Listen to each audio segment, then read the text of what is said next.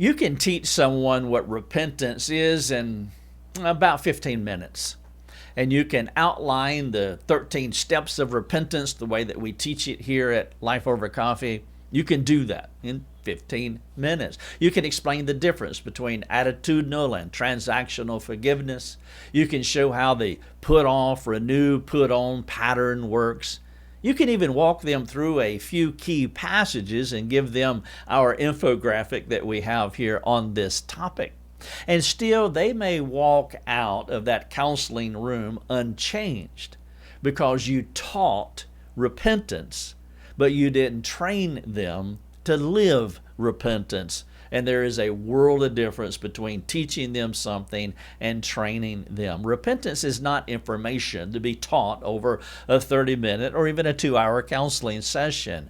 Repentance is a reflex. It is a rhythm. And like any rhythm, it must be learned over time, through practice, through failure, through correction, through repeated application. It takes days and weeks to learn actual repentance. That's why counseling must never be reduced to instruction alone. If your sessions feel like lectures with homework review, your counselees will likely agree with you conceptually, but they may remain stuck behaviorally. This perspective is where we often confuse getting it with doing it. A counselee can say all the right things about sin, about grace, about change. They can use the right vocabulary. They can memorize the repentance categories, all 13 steps. But what happens when they sin again on Tuesday night and no one is around? What happens when guilt and shame creep in, or when anger stirs their heart? What do they do then?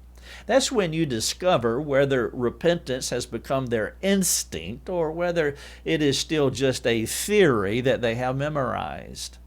As disciple makers, our job is to walk with them until repentance becomes a reflex.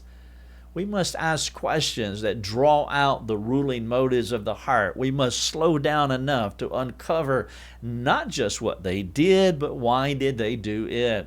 We must linger long enough to connect their guilt to their union with Christ, not just their conscience. And we must walk them through the entire process, not rushing them through the steps, but letting the Spirit dig deep. Repentance isn't a box to check. It is a lens for life. It is a posture. It is a continual returning to the Father. It is not about perfection, but pacing.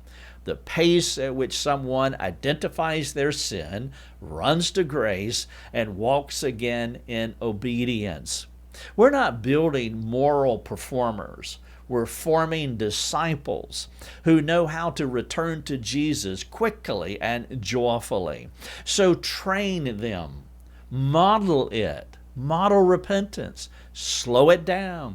Don't just teach the doctrine of repentance. Help them make it their first response, their impulse, their pace, their rhythm, not their last resort. That's when you know when you've done the work of a biblical counselor.